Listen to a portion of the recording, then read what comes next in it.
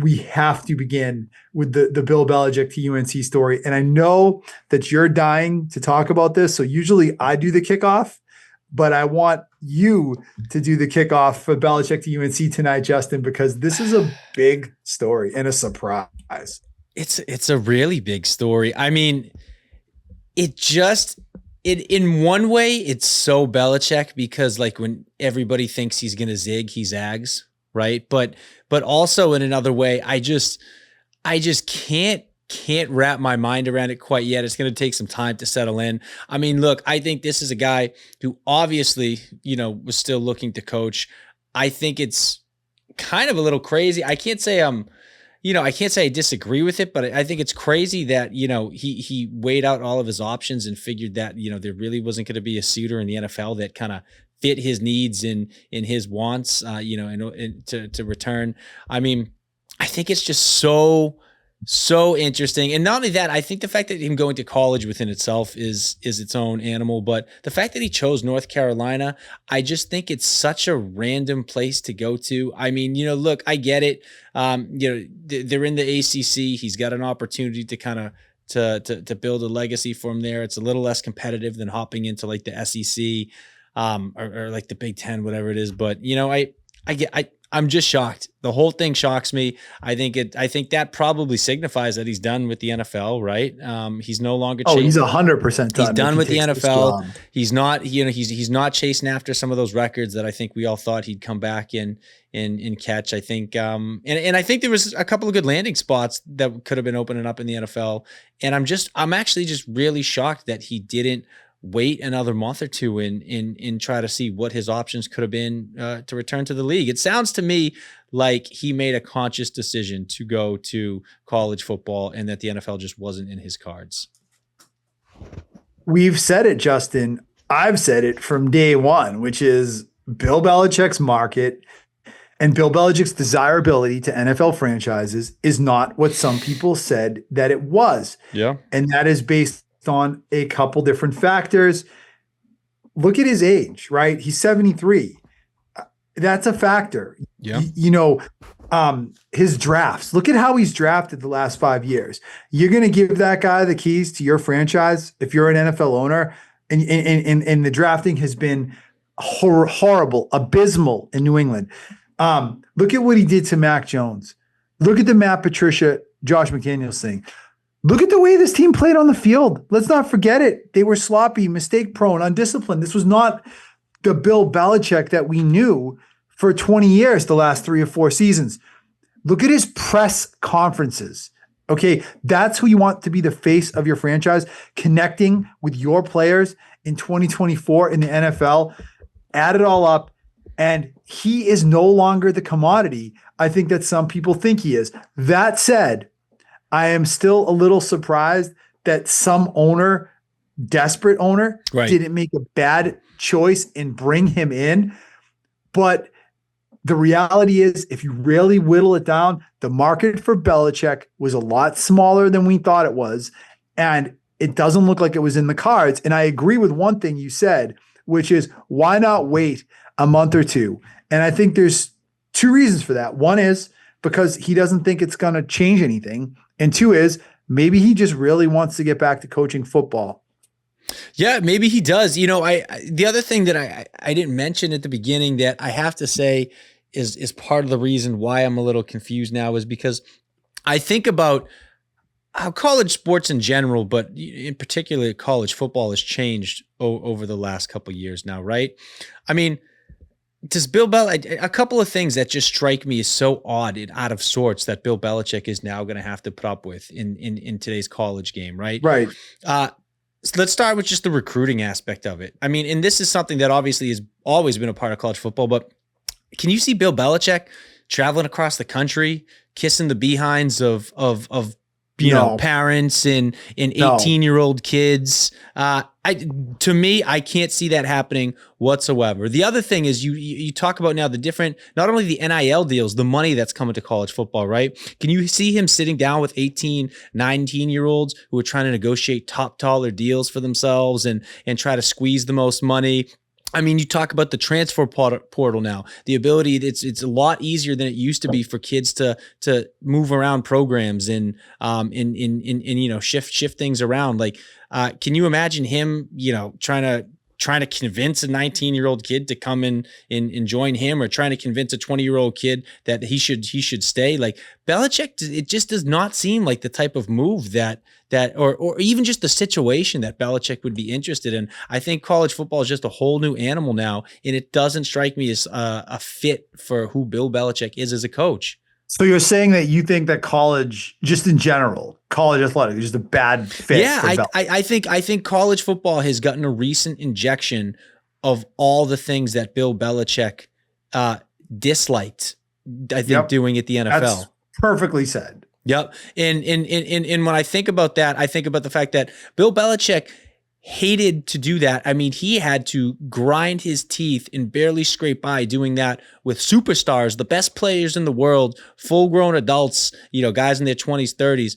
How is he going to do that with unproven, kind of dime a dozen guys, that are 18, 19 years old? It's just a whole different animal. I just don't understand his desire to do it. It's certainly changed a lot in the last few years. And like you said, it's trended away from what Belichick historically kind of stood for, right? Which is what makes it interesting that he's doing this. Yes. On one sense, Justin, I have to be honest, I do love this in the sense that I love that Belichick just wants to coach the game. And I do feel like one of the things that's driving this from Belichick is the fact that he just loves the sport and football. And in some sense, maybe he's rejecting the absurdity of the NFL and what the NFL has become, which is clearly changed massively in the last 5 to 10 years, and going to a college game to work with young men and to just really coach the game in a more pure way. And maybe that's naive of me, given the changes you just illustrated, but I do kind of love and think that this is really just about Belichick wanting to coach ball. It's definitely about Belichick wanting to coach ball. And if this was 5 years ago, I would agree with you. I would say, hey, the guy just wants to get back to the purity of the game, coaching players who do it for the love of the game, right? Guys who haven't been corrupted by the money and the fame and all the the nonsense, the egos, the personalities, all the nonsense you have to deal with at the NFL level. But it's like that has all infused itself into the modern era college game, right? And I think it's only going to continue to get worse. I mean, there's still a lot that's up in the air. I know there's a big lawsuit right now with the NIL, like they're trying to expand, I think, payment options for players. Like it's moved away from, I think, the purity of the sport. And that would have been the only reason why I ever anticipated Belichick going back to college. Yeah. And to your point, it's like you think of the great college recruiters of our time, both like football and basketball. And yes, you're thinking of guys like Patino and Calipari and Pete Carroll. And how about Dabo Sweeney had his run, and some of these other like younger, energetic guys. And it is really hard to picture Belichick in that role of like sitting down with the parents, who, by the way, he's like old enough to be their parents because he's like 30 years older than probably most of them, or 25, 30 years older than most of them, and trying to sell them on UNC. It sounds crazy. It does sound crazy. I mean, could you picture, some 18-year-old sitting there with his parents, and the parents turn around and Bill and say, "Well, Bill, what can you do for me? What can you do for us?" Right? Like that. But can I play devil's advocate a little on what you said too? Because don't you think that Belichick's experience in managing money on a salary cap level might actually have some relevance to the college game now, even though it's like, okay, it makes it less pure, but Belichick, what's his strength? Like managing the cap was for a long time a strength of his, like playing hardball. Don't you feel like now a college football program might have to be successful and understand that? And I'm guessing a lot of these schools, because this is new, have no idea how to do this. And Belichick is going to be someone that really knows how to manage money. And I think that's a great point. I do think Belichick will have a level of experience of dealing with this team's finances and kind of overseeing salaries and payment to players and structuring all these deals that a lot of these coaches don't have yet.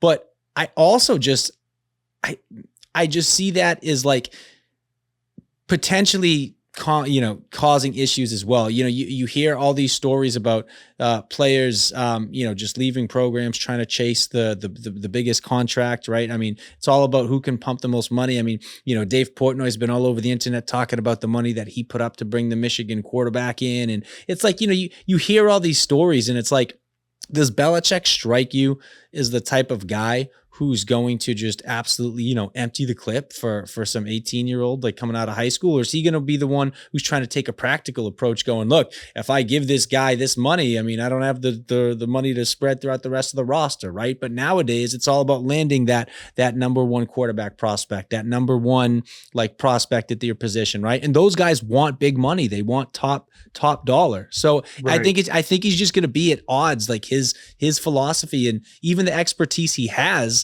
how he typically does things. I think it's going to be at odds with how the game is trending.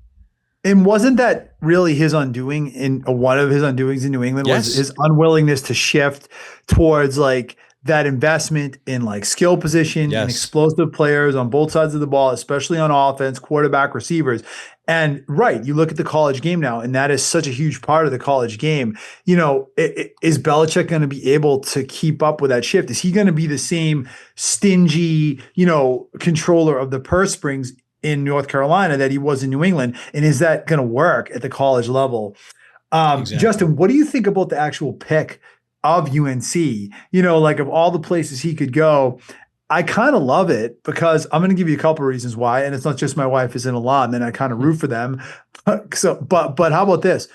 It's in a good conference. It's not an SEC school, right. But let's not forget 2 ACC teams made the playoffs this year. So UNC has historically been a mediocre football program.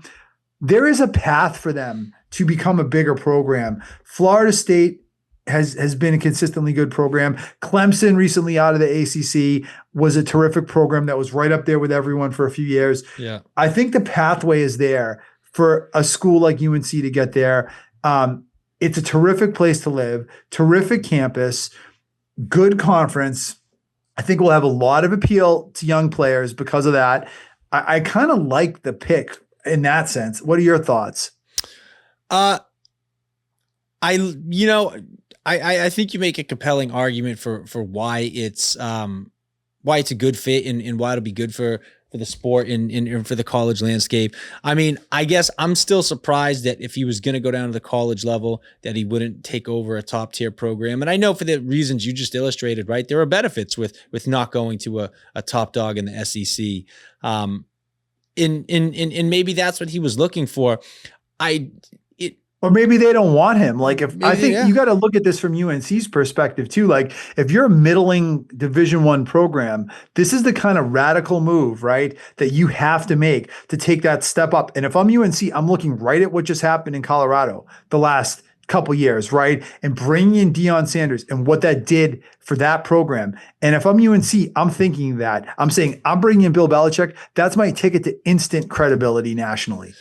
Yeah, I agree. I think that could do a lot for them recruiting wise. I think it gives them a big leg up. And also, if you think about it, like if you're just talking about room for improvement, right? Like there's way more room to improve North Carolina's standing in the college football world than there is to improve like a USC or a Texas or a Georgia, right? And I know those jobs weren't necessarily open, but just saying like, okay, he has a lot more room to grow and the expectations are a little bit lower, I think, where he's going. And one thing that this is totally on an unrelated note, and I don't think it has any relation to his decision or anything like that, not saying that, but the irony isn't lost on me that the Patriots brought in, who could hopefully be the future of their franchise, a North Carolina guy, and they're sending their past, right? The past of their franchise down to North Carolina. I think that's just an interesting little tidbit, totally unrelated, but I just think it's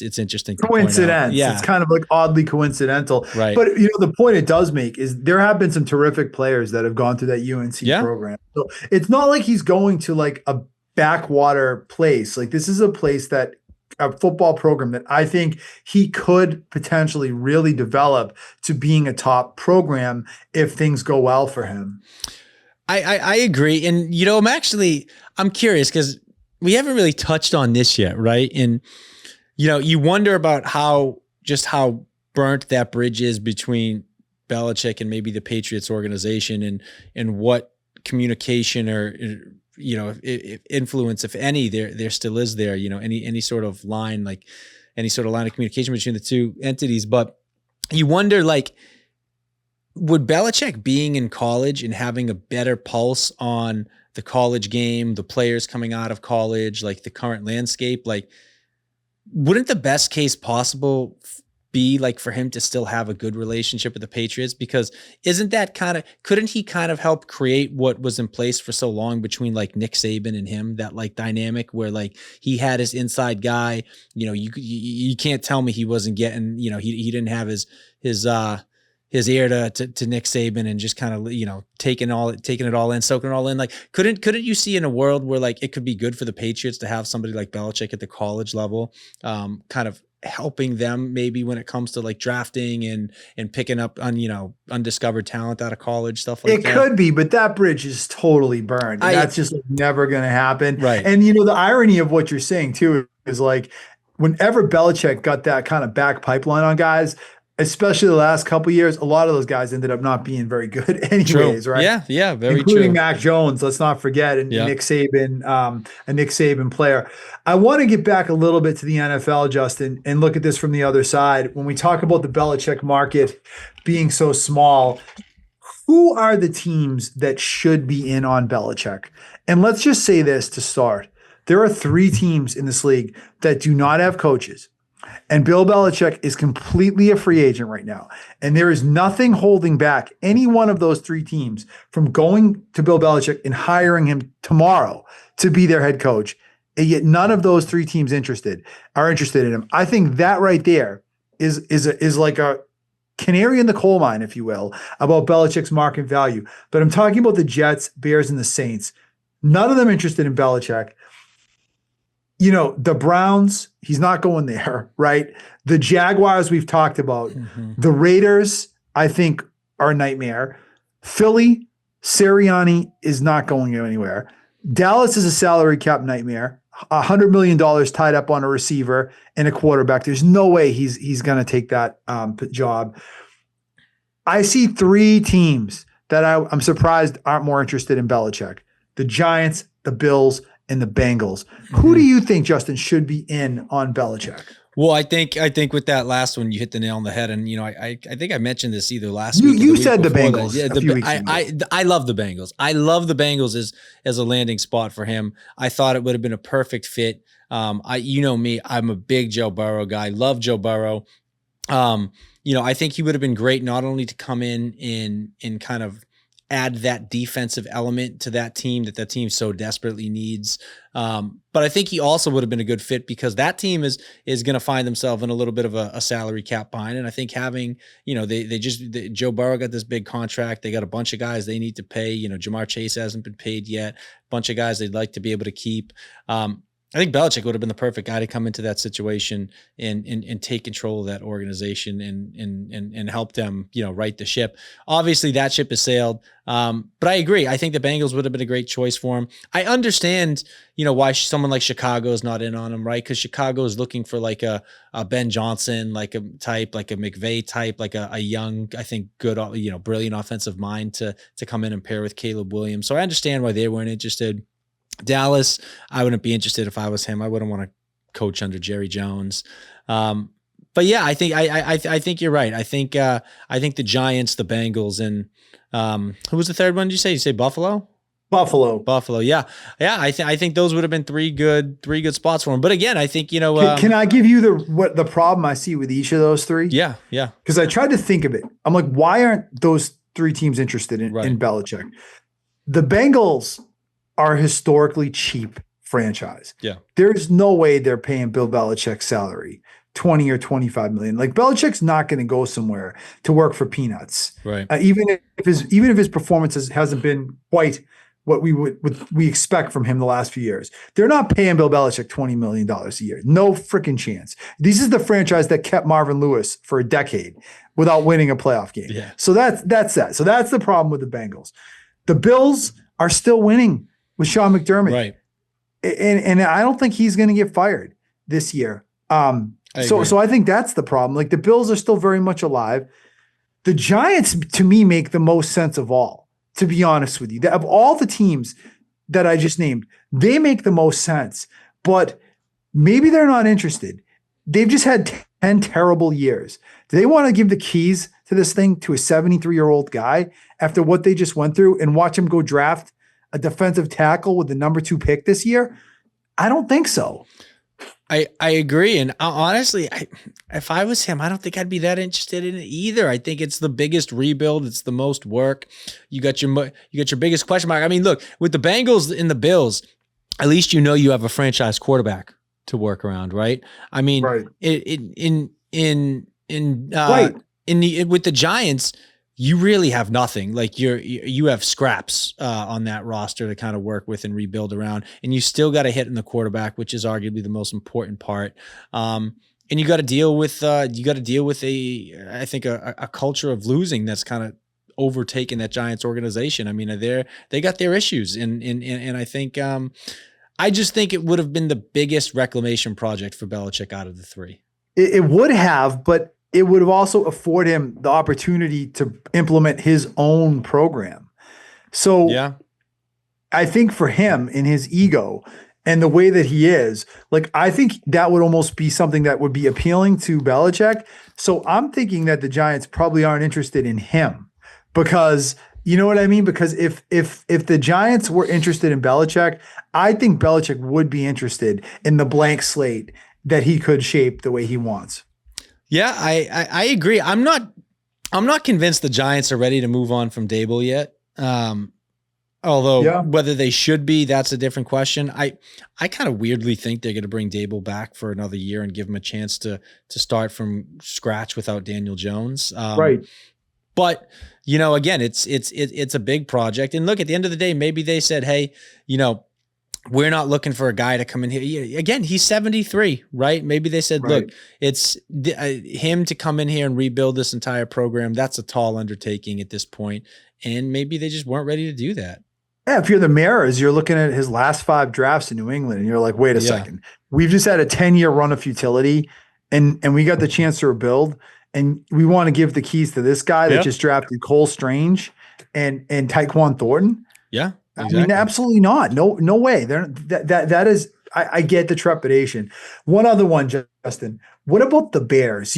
I mean, the Bears obviously going to be in the market for a coach this year.